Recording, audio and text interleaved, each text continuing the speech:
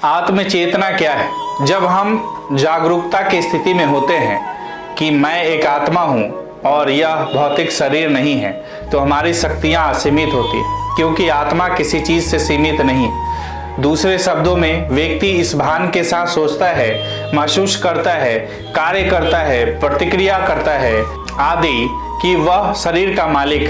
आत्म चेतना में आत्मा के मूल गुण शांति, पवित्रता, प्रेम, आनंद स्वाभाविक रूप से उभरते हैं। हम आत्मा शांति और खुशी के लिए बाहरी भौतिक चीजों पर निर्भर नहीं है, वे हमारा आंतरिक स्वभाव है। दुख और अशांति अनुभव करने का कारण यह विकार है। इस प्रकार से यह अब भगवान का संदेश है और यह जागृत होने का समय। हम सभी भाई हैं, एक निराकार परमात्मा के संतान हैं, जाना जाता है। अन्य धर्मों में विवाह पति और पत्नी के बीच एक प्रकार का करार होता है, जिसे विशेष परिस्थितियों में तोड़ा भी जा सकता है, परंतु हिंदू विवाह पति और पत्नी के बीच जन्म जन्मांतरों का संबंध होता है, जिसे किसी भी परिस्थिति में नहीं तोड़ा जा सकता।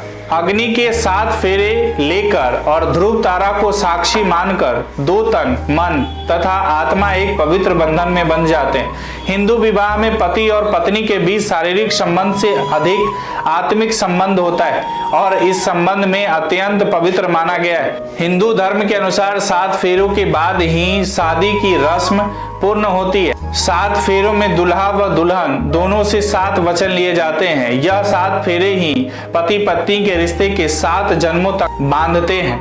हिंदू विवाह संस्कार के अंतर्गत वर वधू अग्नि को साक्षी मानकर इनके चारों ओर घूमकर पति पत्नी के रूप में एक साथ सुख से जीवन बिताने के लिए प्रण करते हैं और इसी प्रक्रिया में दोनों 7 फेरे लेते हैं, जिसे सप्तपदी भी कहा जाता है। और यह 7 फेरे या पद 7 वचन के साथ लिए जाते हैं। हर फेरे का एक वचन होता है, जिसे पति पत्नी जीवन भर साथ निभाने का वादा करते हैं। यह 7 फेरे हैं हिंदू विवाह की स्थिरता का मुख्य स्तंभ होते हैं। विवाह में सप्तपदी का बड़ा महत्व बताया गया है। यह बात से भी साबित हो जाता है कि बदलते दौर में विवाह के कई रीति रिवाज बदल गए या पीछे छूट गए, लेकिन सप्तपदी यानी फेरे लेने की परंपरा बनी हुई है। इसकी सबसे बड़ी वजह यह है कि सप्तपदी के दरमियान वर और वधू एक दूसरे को वचन देते हैं। इस वचनों पर पति पत्नी का जीवन भर का साथ जुड़ा रहता है। शास्त्रों में बताया गया है कन्या के लिए यह पहला वचन है।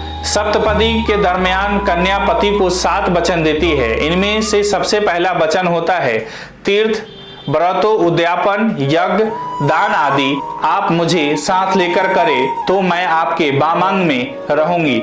दूसरा वचन है मैं आपके बालक से लेकर वृद्ध व्यवस्था तक के सभी कुटुंब जनों का पालन करूंगी। मुझे निर्वाह में जो मिले उससे संतुष्ट रहूंगी। तीसरा वचन है मैं प्रतिदिन तुम्हारी आज्ञा का पालन करूंगी और समय पर मीठा अन्न और व्यंजन तैयार करके आपके समक्ष प्रस्तुत करूंगी। चौथा वचन है मैं स्वच्छता पूर्ण सभी श्रृंगारों को धारण कर मन, वाणी और शरीर की क्रिया द्वारा आपके साथ क्रीड़ा करूंगी।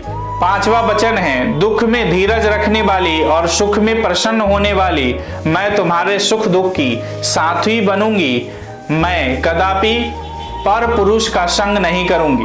6ठा वचन मैं आपके सभी काम सुख पूर्वक करूंगी। सास ससुर की सेवा और दूसरे संबंधियों का सत्कार करूंगी। आप जहां रहेंगे वहां रहूंगी। मैं अपने पति को कभी नहीं ठगूंगी और ना उनके द्वारा ठगी जाऊंगी। 7वीं वचन की बात करें धर्म, अर्थ और काम संबंधी कार्यों में मैं आपकी इच्छा के ही अधीन रहूंगी। यहाँ ये अग्निदेव, ब्राह्मण और मेरे माता पिता संबंधियों की मौजूदगी में आप मेरे स्वामी बने हो और मैंने यह तन आपको अर्पण किया है। अगर आपको यह वीडियो अच्छी लगी हो तो इसे फेसबुक और यूट्यूब पर शेयर और लाइक जरूर करें। इसी तरह और भी वीडियो देखने के लिए जुड़े रहे गणपति ज्योतिष संस्थान से। अपने विचार हमें कमेंट बॉक्स में जरूर भेजें। राधे राधे।